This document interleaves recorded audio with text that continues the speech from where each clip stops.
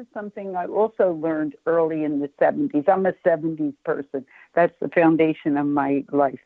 I learned that service is the most important thing you can do in your day, besides meditating and telling the truth. But is that why you became a spiritual guidance counselor as well? Yes, yes.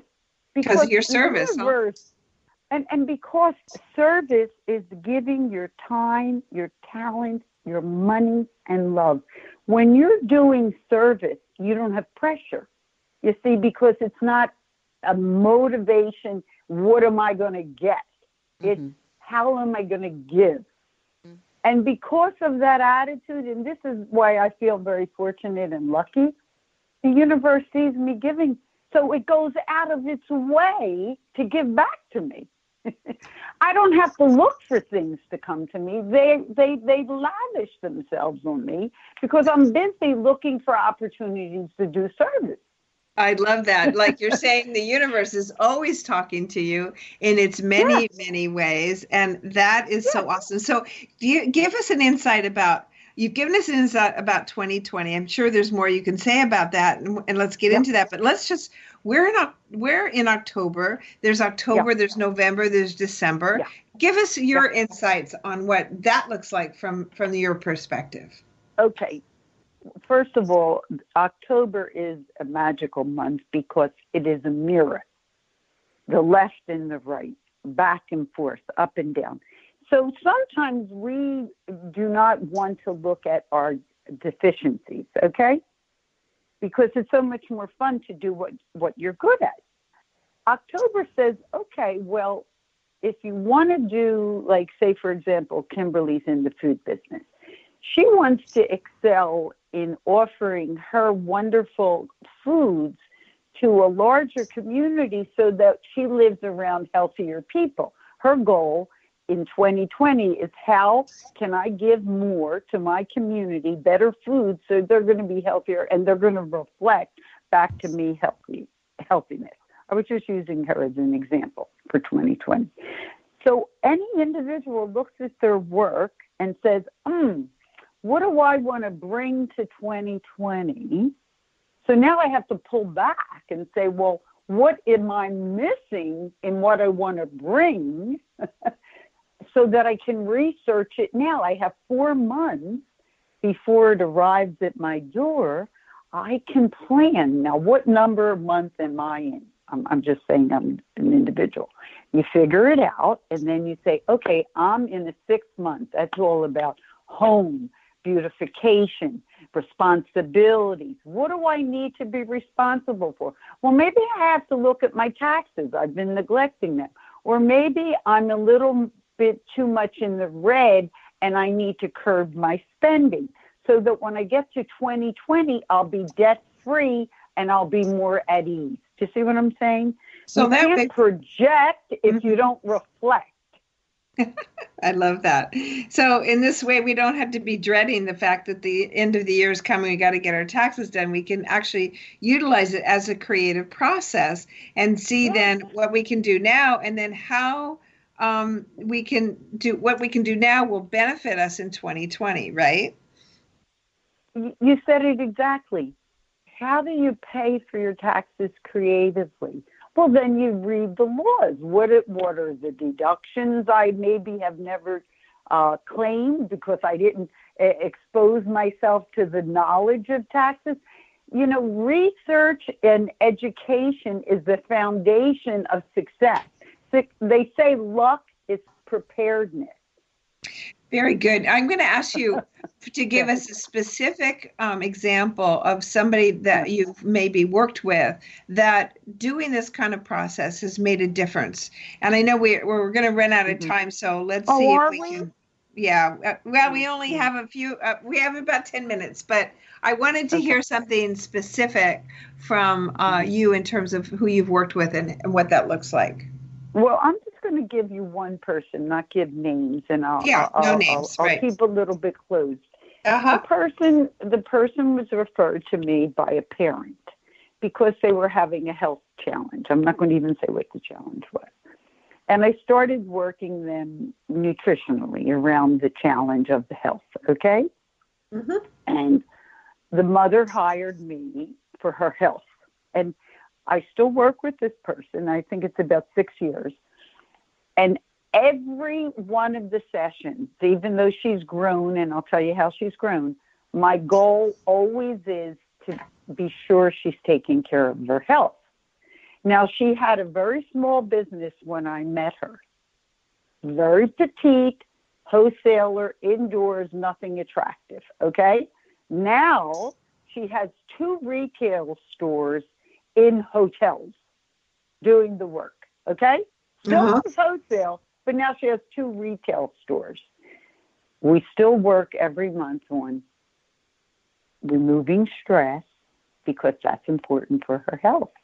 We plan her months so that she can build her brand and her business, which she has.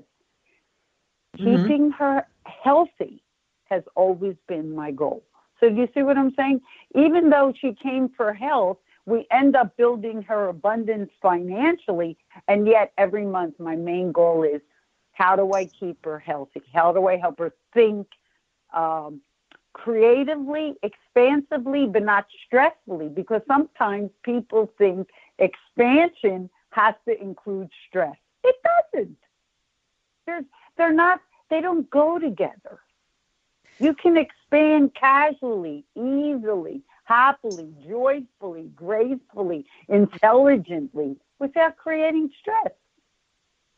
One thing that I love about astrology, Michele, you will totally get this, and numerology, it's about being in flow with nature. So health is not just about what we're putting in our bodies. Obviously, it's more about mind-body stuff at most times.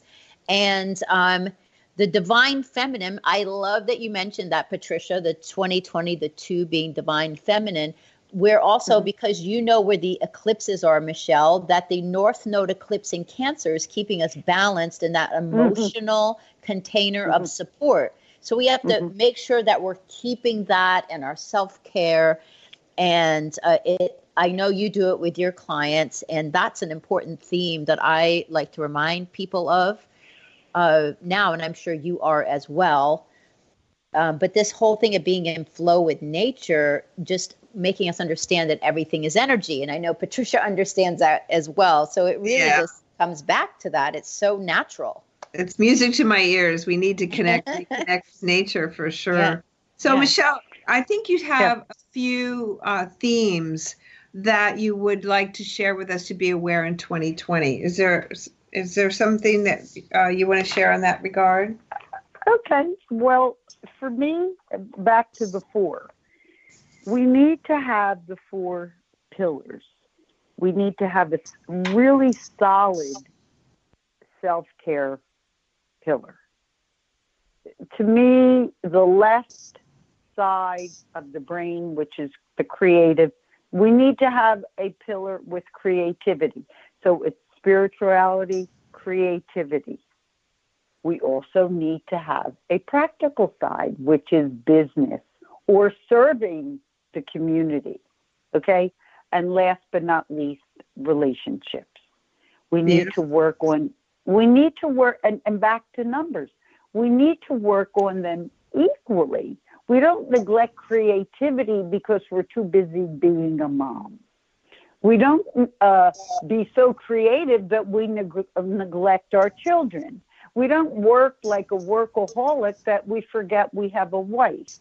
So that's back to numbers. I literally put on a timer when I do things. I don't want to do anything excessively. I walk an hour, I work an hour, I meditate an hour, I socialize, and I balance myself hourly so that I'm a evenly developed spirit, mind, body person. It's never too late to begin to be a person that believes in miracles. You can change today. So do you feel it would really be beneficial then for people to delve into their numerology? And is that something that you could do to help people? What would be your recommendations in that field? I think going to the library, which is what I did as a teenager and how I got into astrology, and just sit down with a number of books and read them, and go to the library every week and fill up bags of books and come home and read them. Astrology, numerology, spirituality, health. Books, to me, are my best friends, because you can pick up a book and have an intimate relationship with a book for hours. You can put it down and go pick it up. That book is unconditional. It's always ready to receive you. So I like books better than the internet as well. I like real books, better than the internet as well. Yes. Oh, that's why I said you go to the library and take home a bag of books. Mm-hmm. I do buy books. My house is full of books, except that there would be no room for me if I just owned everyone. So I go to the library, I read it, and then if I love it, I buy it. So how do people get a hold of you if they would like to maybe engage your services as spiritual guidance counselor, or how would they reach you? And if they get these books and they don't know what the heck to do with them, could you guide them with that? Call me, email me. I mean, I could repeat my phone number. I'm sure it's on the show. Call me. I'm very accessible. So I pick up the phone when it rings. They can call you. They can call you at 941-312-5215, or they can go to your web address, right? At michellesoriginal.com. Mm-hmm. And they can go to my Facebook page, michellesoriginal.com. They could email me at michellesoriginal57@gmail.com. I am so in your face. My phone number is everywhere. I just would love to say this. I must live the path of trust and faith.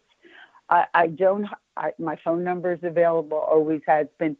I don't believe in hiding behind anything. I think the more open we are, the more available we are, the easier our life is. People who leave their car door open usually are not the person that's car is stolen.